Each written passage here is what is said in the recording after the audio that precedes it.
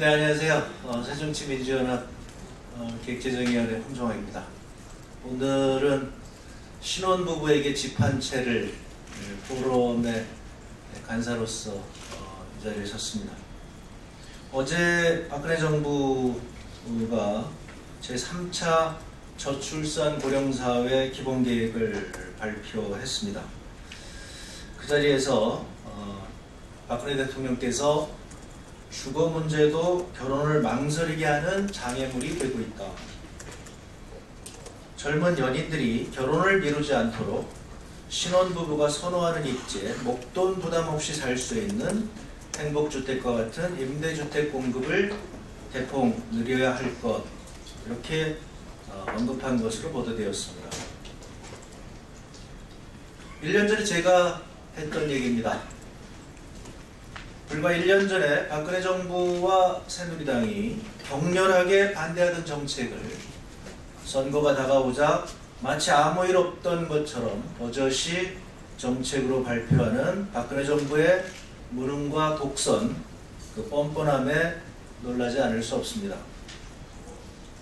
정확히 13개월 전 조선일보 1면에 신혼부부에 집 한 채씩 주겠다는 야라는 제목의 기사에서 저와 새정치민주연합의 포퓰리즘에 대해서 무척 비판했던 것이 기억이 납니다.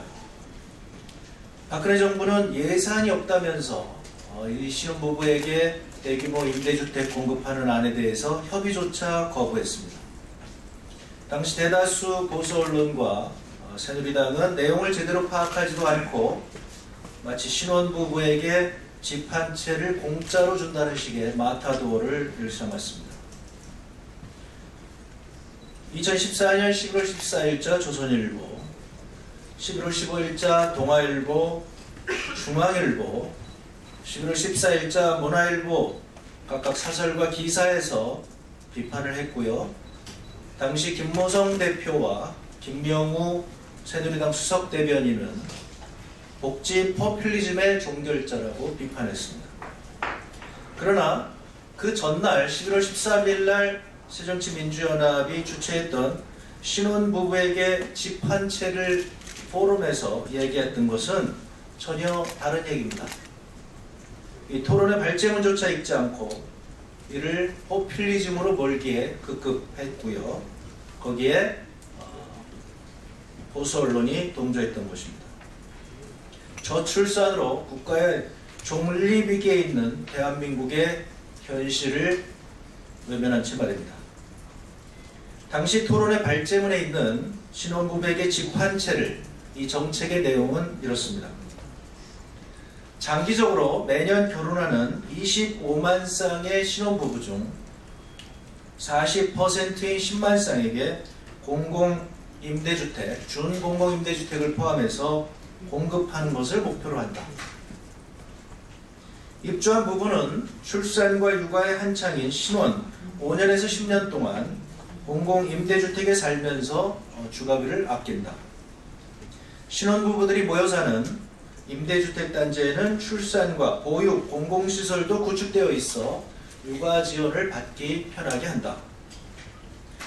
신혼부부가 살 수 있는 공공임대주택 100만 호가 있으면 기존에 살던 신혼부부가 나갈 때 새로운 신혼부부가 임대주택에 입주하는 순환구조를 만들게 되어서 신혼부부들은 집 걱정을 하지 않게 된다. 이를 단계적으로 추진하기 위해서 2015년에 우선 신혼부부용 공공임대주택을 3만 호 추가 건설하고 신혼부부 2만 쌍에게 저리의 근로자 전세자금을 제공해서 신혼부부 5만 쌍이 쉽게 주택을 마련할 수 있도록 지원한다. 그 재원으로 정부 예산을 2,432억 원 늘리고 국민주택기금의 여유자금 중 3조 원을 조달하면 된다.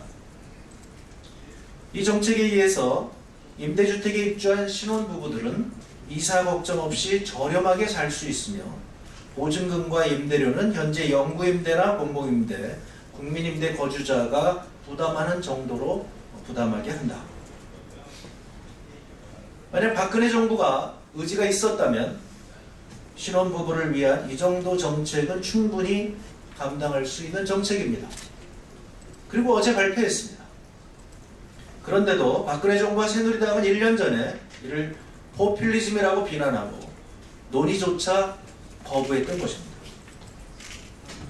지금이라도 이렇게 좋은 정책을 받아들인 것에 대해서는 만시지탄이나마 반갑게 생각합니다. 그러나 선거철이 다가오자 뻔뻔하게 자신들이 그토록 비난했던 정책을 추진하는 것 같아서 못내 아쉽습니다. 뒤늦고 부족한 감은 있으나 작년 신혼부부에게 임대주택 공급을 확대하자는 신혼부부에게 집 한 채를 정책과 이번 박근혜 정부의 어제 발표한 내용과는 본질적으로 다르지 않습니다. 정부와 새누리당 그리고 보수 언론은 이번에 발표된 제3차 기본계획의 신혼부부 지원 제도도 과연 포퓰리즘의 일환인지 명확한 입장을 밝혀야 합니다. 그리고 사과해야 할 것입니다. 사과하지 않는다면 박근혜 대통령도 포퓰리즘으로 공격해야 할 것입니다. 1년 전 저는 한국의 저출산율은 국가의 존재를 위협할 정도로 망국적 현상이므로 국가가 총력을 다해서 이를 바꿔야 한다고 주장했습니다.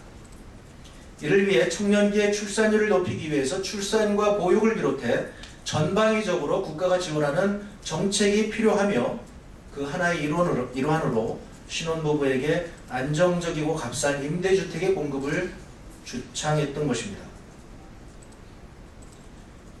저는 정부가 이거에 대해서 반대를 했기 때문에 법적 근거가 없다고 해서 지난 8월 혼인율과 출산율 제고를 위하여 신혼부부의 지원에 관한 법률안과 주거기본법 일부 개정 법률안을 대표 발의한 바 있습니다. 신혼부부 지원법은 5년마다 신혼부부 지원 계획을 수립하고 신혼부부 지원위원회 및 지원센터를 설치 운영하는 것 등 신혼부부 지원에 대한 기본적인 내용을 규정하는 제정법입니다. 주거기본법 제정안은 현행 장애인 고령자 저소득층으로 한정되어 있는 주거 지원 대상에 신혼부부를 포함시키는 것을 주요 내용으로 하고 있습니다. 박근혜 정부와 새누리당이 진정으로 신혼부부를 위한 정책을 추진하고자 한다면 이 법들을 통과시키면 됩니다. 박근혜 대통령은 국회가 일하지 않는다고 말로만 떠들 것이 아니라 야당의 정책도 좋은 것이 있으면 즉각 받아들이면 됩니다. 그럴 때만이 국가의 존립을 위협하는 저출산 문제에 대한 대통령의 해결 의지가 인정될 수 있을 것입니다. 그러나 불행하게도 작년도에는 그토록 반대했고 이제 선거가 다가온 듯 하니까 다시 야당의 정책을 받는 듯 합니다. 3년 내내 출산과 보육과 관련한 예산을 축소하기에 급급했던 정부와 여당이 야당의 복지정책을 비판해오다가 선거철이 다가오자 표변하여 그동안 등한시하던 저출산 대책을 내놓으면서 복지 코스프레를 하는 듯한데요. 이 같은 얕은 수에 국민은 더 이상 속지 않을 것입니다. 계속해서 국민을 속이는 박근혜 정부와 새누리당에 국민들은 환멸을 느낄 것입니다. 이렇게 진정성 없이 선거용 정책으로 일관하기 때문에 한국 경제는 위기에 봉착하고 국민 생활은 파탄에 이르게 된 것입니다. 야당의 건전한 정책은 비판하면서 똑같은 박근혜 정부의 정책에 대해서는 단 한마디 비판도 하지 않는 언론은 이미 언론이 아닙니다. 언론의 본분을 망각한 것입니다. 너무나 편향적인 한국 언론이 한국 경제를 위기로 몰고 있습니다. 이제라도 성찰하고 국민 앞에 사죄하기를 간곡히 요청합니다. 이상입니다.